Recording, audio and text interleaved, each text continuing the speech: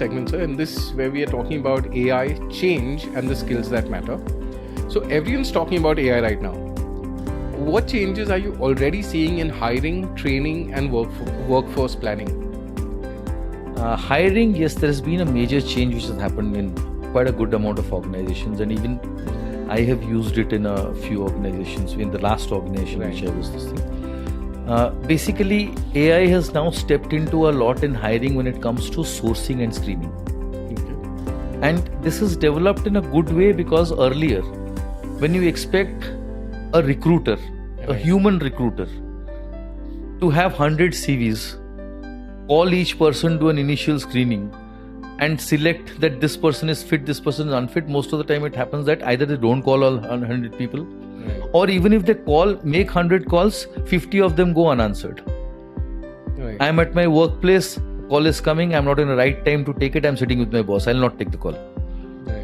And even if I am taking the call, I am not able to speak properly unless I am able to walk out or something. So 50 or 20, 40 or 20 people will always be like this, and there will be always 20-25 calls which will go unanswered. Unlike that, if I am using an interview bot and asking the bot to call, it keeps on calling. It can call after 6 o'clock, it can call at 8 o'clock in the night, it can call at 9 o'clock in the night also. But a physical recruiter will not call after office hours. Correct. And this person, and secondly, I have exactly fed this screening criteria that this is what is to be met. So out of the 100 people, if 80 are suiting me or 70 CVs are suiting me, I get it in a proper way and get it instantly. Right. Some companies have even gone to the extent of having the first round through a voice bot. Right. True. That of course would not be very much effective because there is a human element involved. Right. When a physical person, I am taking a one-on-one interview, I am, apart from the answers which the person is giving, I am also looking at the body language.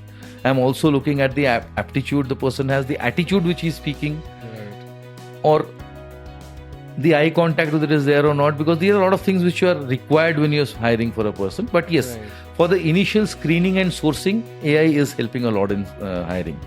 When it comes to learning, it has made a major change now that what AI has made a change in the learning is that now there are a lot of people who are not depending on an external trainer to come and train them on certain aspects. Right. They're opening ChatGPT, putting in something, or a Gemini putting in something, and they get to know the basics of what they require. When it is coming to intricate details of going into more details into that particular subject, then it is when a trainer comes in. And even for the learners, for the trainers, a lot of content can be now developed through AI. They don't have to actually sit and write down everything or type out everything. You just need to fine-tune certain things we'll be adding in. It has become a lot more easier for the trainers also. Of course, they will have their put in their knowledge to add in the practical experiences. Exactly. So you need to feed in the right things to get the right output. Get the output. True. But when it comes to it's become much more easier in learning. Workforce management, yes, the analysis has become much better. Manually, when we prepare a dashboard for workforce management for a capacity planning or to decide what is to be hired, who's to be, how many people are to be hired, when they are to be hired. So it was taking a lot of things. Like I remember in my organizations when I used to handle recruitment, when I used to be a recruitment head, we used to sit with the operations head. There used to be capacity calls which used to go on for 1 hour. This is your approved count, this is your current count, this is the expected attrition, training days itna hai, so these number of people need to be hired, they need to be hired on this particular date, and we need to take care of training attrition. Today, if I put in these trends, this is my approved count, this is my this thing, I just need to type out those 3-4 things. AI gives out to me a batch planner for the next 1 month. That you will require these many people. I need to spend 5 minutes. I don't need to spend 1 hour on a call involving 10 people and then prepare a dashboard and send it to them. Correct. True. So it's helped actually in order, but there's still a lot of things to go in because people have not started using it, and there are a lot of traditional companies still now who still believe that AI will not be able to do the right screening, AI will not be able to do the interview properly. I need one person to sit and physically talk. It'll evolve and it'll take a lot of time to do it. But yes, changes have started coming in and it does help. Right, absolutely. Now, a lot of professionals worry about becoming irrelevant. That's the feeler across the industries. Do you think the future belongs more to experts or to people who can keep adapting rather? It is definitely to people who can keep adapting. Right. And keep evolving themselves, learning new things, and ensuring that they are not becoming redundant. AI or technology will not make them redundant. Right. It is their inability to learn or pick up new things which will make them redundant. If you want me to say in one small sentence, AI will not make people redundant. Right. It is those people who cannot adopt to AI and use AI to learn new things who will become redundant. Absolutely. Very, very aptly put. Interesting. Now, what are some skills companies should seriously start focusing on now before it's too late? The skill sets which they're focusing on now, one is, there are certain skills which nobody looks at but which are very important. Right. We are now specifically looking at skill sets which are required for our job. Yes. Somebody is doing X job. These are the 1, 2, 3, 4, 5, 6 skills required for his job. Does he have it or not? Right. He or she doesn't have it. Let's train them on that. Let's make them learn that skill. But there are certain other things. Like one is, there are certain skills which are very important for every person to learn and for every person to sustain in an organization. Right. Like peer-to-peer relationship, intercommunication skills. How am I communicating with my peers, with my juniors? Right. For managers, leadership skills are definitely more important to be seen. Whether the person has the right kind of leadership skills or not. True. Whether he is able to mentor people or not. Correct. Whether he is impartial or not. True. How is he treating his employees? How his team members? How are the team members looking up at him? Skills of managing a team. Skills of intercommunicating with your peers, with your team members, other team members.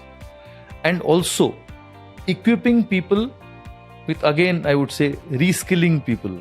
Right. So that tomorrow somebody wants to grow.